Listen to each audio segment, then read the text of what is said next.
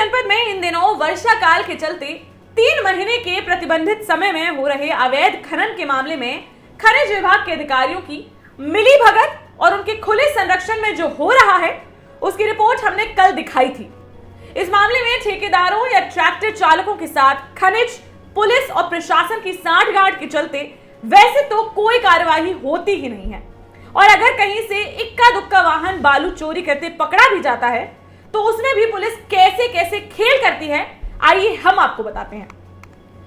झांसी जिले के पुलिस कप्तान शिवहरी मीणा अपनी झांसी में एंट्री के बाद से ही लगातार ताबड़तोड़ तरीके से अपराधियों और अपराध के खिलाफ लगातार मुहिम चला रहे हैं, लेकिन उनके कुछ थानों में लंबे समय से जमे अधिकारियों ने अपनी सेटिंग और राजनीतिक संरक्षण की बदौलत मनमर्जी के कानून बना रखे हैं। जहां उनकी जैसी मर्जी होती है वैसा ही कानून चलने लगता है। बात करें अगर हम झांसी जिले की सबसे बड़ी तहसील मौरानीपुर की, तो यहाँ चोरों और अवैध खनन का जोर है। कितना भी कोई पुलिस की आंखें खोलना चाहे और कुछ दिखाना चाहे, लेकिन जब उन्हें कुछ देखना ही ना हो तो खुली आंखें भी बंद के ही बराबर हैं।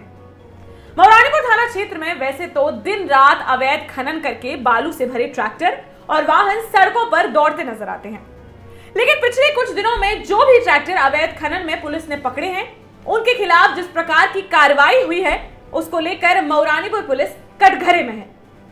बताते हैं कि 26 अगस्त की दोपहर लोहर गांव के सिंदरा घाट पर जैसे ही 2 सिपाही पहुंचे, वहां अवैध खनन कर रहे ट्रैक्टरों में भगदड़ मच गई। एक ट्रैक्टर सिपाहियों ने पकड़ा, लेकिन ट्रैक्टर चालक ने राजनीतिक रसूख के दम पर सिपाहियों से ही उलझना शुरू कर दिया।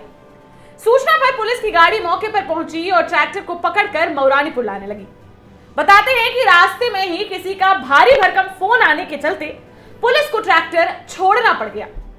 इत्तेफाक से मौरानीपुर के शिवगंज पुल के पास एक ट्रैक्टर और पुलिस को मिल गया, जिसे पुलिस चालक सहित पकड़कर थाने लाई, जहां ट्रैक्टर को बिना कोई एफआईआर दर्ज किए एमपी एक्ट की धारा 207 में चालान किया गया और चालक को छोड़ दिया गया।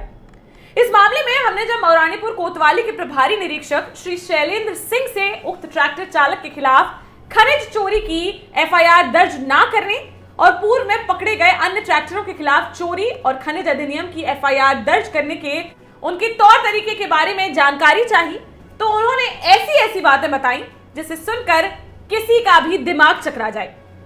जिले के कर्तव्यनिष्ठ पुलिस कप्तान को भी अपने मातहत कोतवाल द्वारा दी गई यह जानकारी जानना जरूरी है।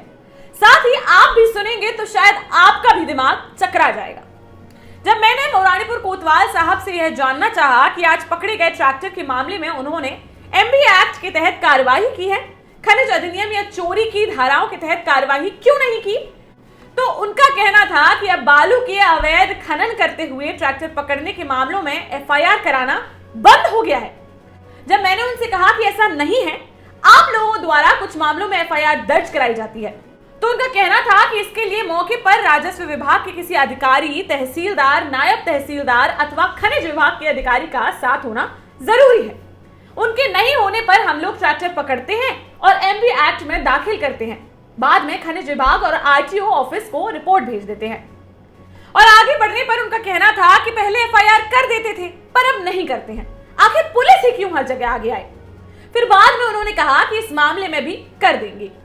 अब हम बताते हैं आपको कि मौरानीपुर कोतवाली पुलिस ने पिछले लगभग 1 माह में बालू का अवैध खनन करते हुए मात्र 5 ट्रैक्टर पकड़े हैं। इनमें से 2 ट्रैक्टरों के मामले में ट्रैक्टर चालकों के खिलाफ चोरी की धारा 379, 411 आईपीसी और धारा 3 खनिज अधिनियम के तहत कार्रवाई की गई है। एक आरोपी पप्पू कुशवाहा को गिरफ्तार कर जेल भेजा गया है, जबकि एक आरोपी साहू को फरार बताया गया है।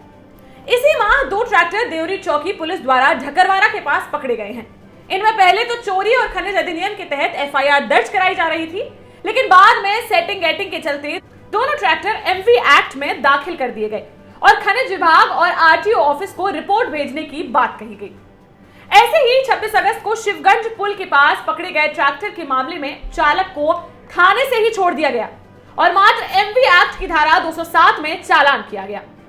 यहाँ यह बताना भी बेहद जरूरी है कि पूरे थाना क्षेत्र में मात्र वही ट्रैक्टर कभी कभी पकड़े जाते हैं जो या तो ठेकेदार की इच्छा के विरुद्ध या फिर पुलिस की सेटिंग से अलग चल रहे होते हैं।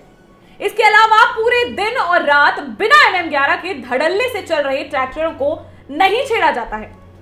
अब मैं और ज्यादा तो कुछ जानती नहीं, शायद कोतवाल साहब की बात सुनकर मान भी लेती कि ऐसा ही होता होगा, लेकिन एक ही थाने में एक ही कोतवाल के रहते एक ही महीने में एक ही तरह के अपराधों में अलग अलग प्रकार की कार्रवाई होना और अब उनका ही इस तरह से हमको अलग अलग बातें करके समझाना मेरी तो समझ में नहीं आया। आपकी समझ में आया हो तो कृपया मुझे भी बताएं। और जिले के पुलिस कप्तान से भी मेरा यह अनुरोध है कि आम जन को इस मामले में जरूर स्पष्ट करें और महसूस करें कि इस प्रकार की कार्यवाही आम जन को क्या संदेश देती होगी, या लोगों के मन में कानून के प्रति कहे गए वह वाक्य कि कानून सबके लिए बराबर होता है, यह कितना सच है और कितना झूठ। मेरी अपील है अनुशासन और संस्कार की परिपाटी पर चलने वाले सत्ताधारी दल के लोगों से और जनप्रतिनिधियों से कि अब तो 4.5 साल का समय लगभग पूरा होने को है, चुनाव की दुदम भी बजने वाली है। अब तो आमजन को दो तरह की कार्यवाही और दो तरफी बातों से मुक्ति दिलाइए, क्योंकि अगर आपने ऐसा नहीं किया तो कहीं ऐसा ना हो कि जनता आपको इस जिम्मेदारी से और सत्ता से ही मुक्ति दिला दे। इस मामले में हमारे पास और भी कुछ चौंकाने वाली जानकारियां हैं, जिनके तथ्यों सहित हम जल्द ही हाजिर होंगे अपनी अगली रिपोर्ट में। तब तक के लिए सब्सक्राइब करना बिल्कुल ना भूलें। चैनल को सब्सक्राइब अभी कीजिए और हमें नीचे कमेंट करके भी जरूर बताइए कि आपको हमारा चैनल कैसा लगता है। इसके साथ ही बेल आइकॉन को भी दबाइए ताकि हमारी हर वीडियो हो आपके सामने। देखते रहिए खरी बात साक्षी राय के साथ। नमस्कार।